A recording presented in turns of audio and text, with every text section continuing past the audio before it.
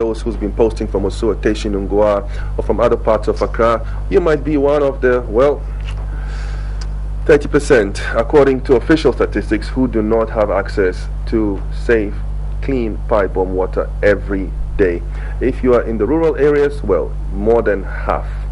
With me in the studio is Franklin Cudjoe. He's the founding president of the IMANI think tank, Center for Education and Policy Research. And my question to him is really quite simple this morning. What have we learned when it comes to our water resources and our water delivery systems? How well are we applying that knowledge?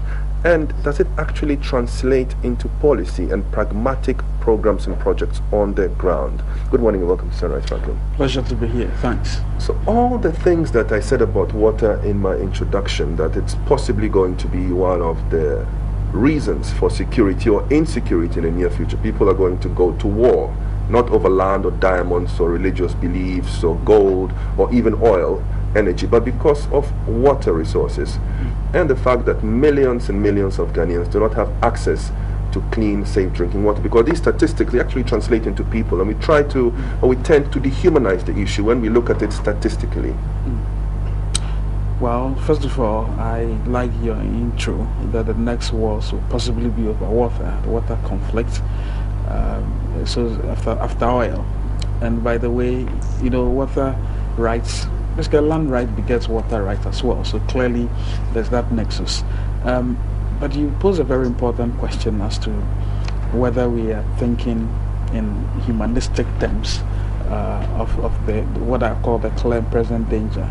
There's been a lot of statistics. And again, Water Aid says that 80% of all our diseases are actually related to poor water and poor sanitation, which I tend to believe really. And you're also very right on the statistics you gave us to the access levels. The question you ask yourself is, why should we, in the midst of plenty, be thirsty? Because every region in this country has a water body close to it, if you study it carefully. But we've done a bit of some field research in the eastern region, specifically the Cudjoe North District Assembly and the Birim North District Assembly. And you'll be amazed that the Cudjoe North District Assembly is where you typically have what you call the Afram Plains. And all over there's water. There's water everywhere. There's water everywhere. Waterlogged. There are there was a district water sanitation 40 water systems. As we speak, only 20 have been. That's about 8%. No, that's about 8%. 8%. Now, then it's really worrying. So the picture I'm trying to paint is that beyond the urban water delivery system, which is in complete shambles, there's also the fact that in the rural areas, there are pressing problems as well. And in the midst of plenty, as we say, we tend to get thirsty when we shouldn't, really. So the question I'm supposing you are going to ask again is, how do we fix these things? And clearly, as you intimated in your intro, they all birth at the doorstep of policy. Clearly, for 50 years, we've been doing this whole managerial system, I said, managing the urban water supply, and indeed the community water and sanitation agenda. Unfortunately, we haven't been that successful. So you know that most of the water systems we have in the urban areas haven't delivered that much. So if you live in the peri-urban areas of Accra, Adenta, and a bit beyond, you tend to buy water 3, 4, 5 times that which the people living in the CDB would buy, the Central Business District would buy. But then there's a little problem when it comes to this whole agenda of costing, because clearly we do have, everybody knows that we have an infrastructure deficit when it comes to especially water, and to suggest that the problem has been one of management is to underestimate the potential in the water delivery system. I'm saying this because over the last 10 or 12 years, we focused solely on managing water, as in managing the urban delivery system. When in actual fact, what we should be doing is to be expanding access. It's amazing. Expanding access. Expanding access. So invest more into the systems. The systems we have are decrepit. I mean, they are old, they are tired, just as we have with the electricity transmission. Some of the transmission lines are all really in arthritic positions. And is so it a profitable investment, though? Is it an area that you think makes good business sense to put money into? Of course. You know what? Just look at it from this angle, that people who are living in the peri-urban outliers of the city struggle to buy water. If you look at the emergence of sachet water, it's as a result of satisfying inadequate water, and then good drinking water, which was not there. And then of course people were buying. And then there are the trucks. Sometimes you don't even know the source, but you buy because you need it. So this whole debate about balancing the issue of human rights as against commodification of water is a bit amazing, because you see, someone has got to invest money into treating the water. If it says a human right, it's got to travel over land. Someone has to treat the water, get the systems, and if you are asked to pay a little bit, I'm not too sure it is affecting your human right. In actual fact, if you do not have good drinking water, it's against your human right. So you're saying that, regardless of what we might, hope that our policy says when it's implemented on the ground, or how it feels, we do have private water delivery mechanisms that are in daily practice in the forms of sachet water, which are very popular, bottled water, or even trucked water for those who can afford it or who have access to it. It's there. One of the mistakes we make in economics, and indeed some of our social commentators make, is to look at privatization in this, as if it's some big Armageddon happening, or this chronic capitalist big style privatization. No. On a small scale, these things are happening, and if you've seen the benefits of privatization, even in the telecoms industry, you can say they are not the same, but it's vital to communicate. Now, price levels are low because there's competition. We need that same type of competition in the water delivery. What we don't need is to have management contracts. That actually is an insult to our intelligence, where we do privatization to get people to come and manage revenue collection. That's not the problem. So what's the nature of a public-private partnership when it comes to a resource such as water that you think would work? Is there a model that exists in similar conditions to ours that has met or even exceeded expectations? It has exceeded expectations in most, I'll call, advanced countries. But there's also some literature to the extent that within Africa, the reasons why water privatization schemes haven't worked is essentially because of the overbearing nature of governments. And I have to explain here, because what exactly happens is that when governments have seen the need to invite private participation, so private capital, what happens is that, first of all, government also is big, by the way, so it owes. They don't pay their water bills. And at the point when the private operator sees that is sagging because affecting this investment, then at that juncture, the government says, well, look, we don't even need you anyway. If you study the privatization systems across Africa, it has always been the case that the nemesis has been government overbearance and the fact that government owes and doesn't want to pay. It's the same thing with the electricity agenda. Government owes $500 million, the equivalence of 400 megawatts of power. That is why we are in a mess. So clearly, there's an approach, but that approach is predicated on respect for both parties. First of all, you've got to give the topographical data of the country to any private participant. You've got to sit down and talk about how much you actually need. We do know that community water and sanitation needs about $250 million. I know for a fact that there's a Canadian facility to get about 150 million. But the community water people are feet dragging because for some reason, I don't know, there's all this vaunt regard for the center must do everything, and that is worrying. So that type of partnership and the model that works is predicated on respect. Respect in terms of financial transparency, respect in terms of paying up your bills as government, and respect in terms of allowing people to also decide.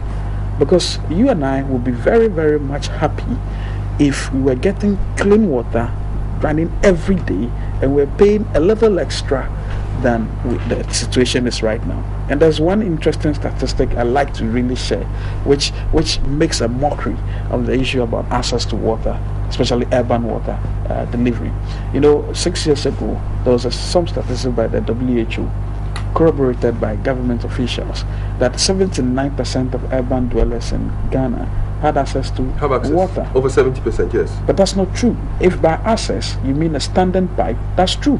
But if by access you mean standing pipes with running water, the reality is different. You're saying that when we are talking about access, we measure the pipelines. We just measure the pipelines. It's not what is in them.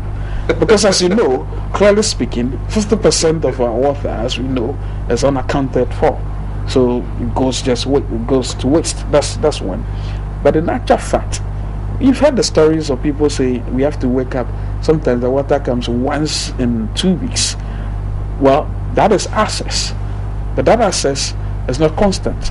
And so those are just running pipes. But this has persisted with us over government. I mean, we've talked about policies and transformations and projects and programs. Right. I remember this going back to my school days. I was a school boy. The school would close down and say, everybody go home. There's no water. Exactly. Sometimes, you have to wake up in the night to fetch water. Sure. This has been with us for generations. Exactly. I experienced same. 6 from Pope John's. I was amazed those times when ladies from the other school, Ganas, when we boys were complaining that, look, we've not had water, they said, well, you are even complaining. We've not seen water for days. You know what that means. But clearly speaking, the problem, again, is like writing an examination and repeating questions and answers. The answer lies in, one, proper investment schemes. See, capital is a cowardly bird, and you are aware of that. If you don't give us proper, if you don't do what you call the enabling environment, as always, then clearly nobody would come in. But also, if you have this vaunted love for strategic assets, just like Ghana having just one airline saying it's a strategic asset, when the airline actually birthed, 60 people flew on it for free. If it is the case that you want to hold on to water systems as a strategic asset because it's a security matter, then you never ever get water to people, because one, you don't have the wherewithal in terms of your abilities to think outside of your remit to know exactly how you should get water to people. And by going outside of your remit, it means you seek help. But that help is not money you get on Hollywood, you get it on Wall Street. And if you're going to get money from Wall Street, it's not charity. You've got to understand that you've got to cost it and then find a way of getting people to understand that these are life important issues and you need to also sacrifice a bit. I believe people in our study, in our field work in the various regions, you'll be amazed when we asked rural folks, would you want to contribute when the water systems, actually would you want to contribute? This initially say, because of our relative economic circumstances, we don't think we have. Then you ask a follow-up question, what if the water system goes bad? So whenever it happens, we always contribute money to fix it. But talking about thinking outside the box in terms of self-reliance, do you think that it's a really good and solid idea for us to go and incur international debt in order to be able to provide ourselves with safe drinking water and water for sanitation and hygiene and industrial purposes?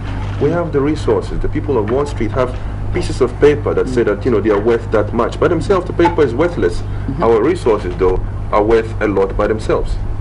Well, one of the things I've also studied and understood about privatization is not that it obviously ought to be international, but in this case, in our terrific condition right now, the sort of money you need, the $1 billion that you need, I'm not too sure we can mobilize enough here. That said, I hear you and I totally agree with you that we should start deconcentration of power. Decentralizing goes with giving authority to district level managers, as well as the ability to raise money so that all these water systems that are dotted over the country, they can manage them. Every region can have its own water system. I don't know how difficult it is. If the eastern region has the Birim, we have an OT. Every region here has a water system, a water body.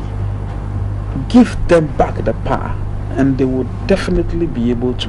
If we can do it with sachet water, we can do it with water tankers. Why can't we do this on a slightly larger scale? You and I know, as fans of libertarianism, somehow that small small innovative ideas.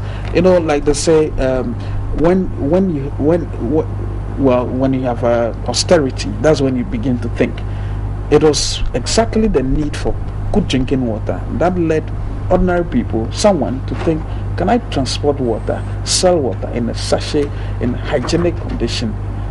If people can think at that level, that's why you and I know we like that. We like, small government. We want things to emerge from bottom up. If people at the bottom can think of creative ways of solving their situation, which can birth to this national scale of providing water across the country, obviously, why shouldn't our governments be able to encourage more of such things? And we've seen it work.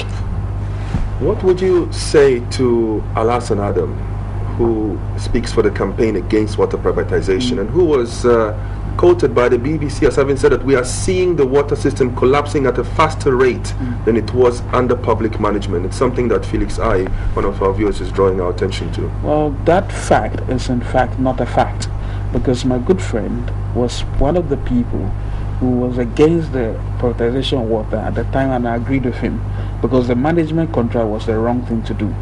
But he is also part of the problem, because they are the people, unfortunately, who confuse the public as to what really privatization means. If privatization is all you see, there's some Westerner coming to take over your staff, then fine. But I also support him in another stretch when he talks about the transparency of some of these engagements. Is the chronic capitalistic arrangement that makes it look as if privatization is really bad. If we were going to privatize and we didn't know the tendering process, we didn't know who was getting what, the risk and all of that, and to finally get a management contract, that is bad.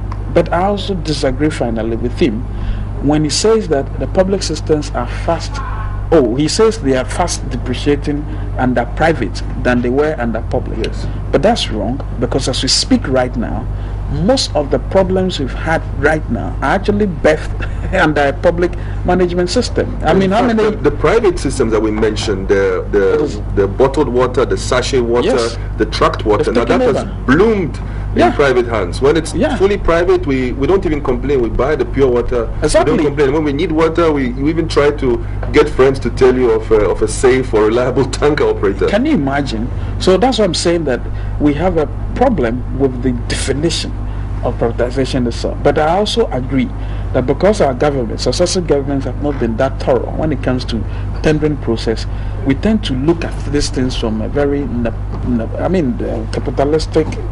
But is there a lesson that we can learn from some of our larger resource exploitation systems like oil and gold on the one hand, and the smaller ones like water, sachet water, trucked water, which is purely indigenous, and find a golden middle for pipe-borne water? Perhaps there's a middle way, but unfortunately, that middle way sometimes doesn't come with the requisite lessons. I would still say, learn from those things that have worked.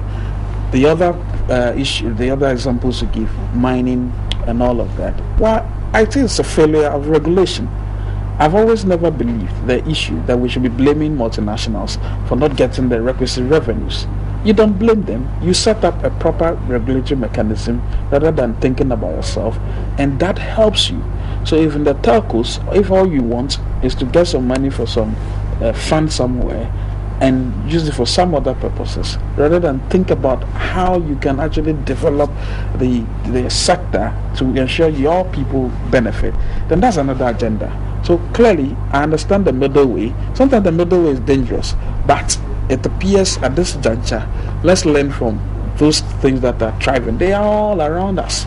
As you say, my friend, a good friend of mine recently said, well, Franklin, we don't like you because you like this privatization thing. I said, you know what?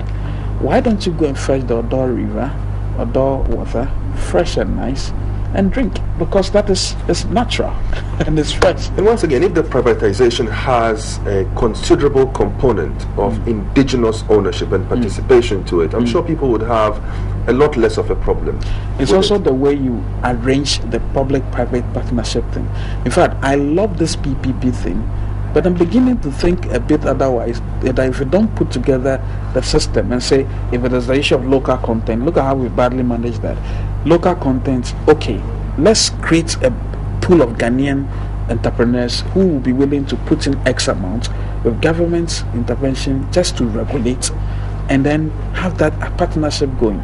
But you and I know why these things won't happen, because the person is looking over the shoulder. Well, what are you getting?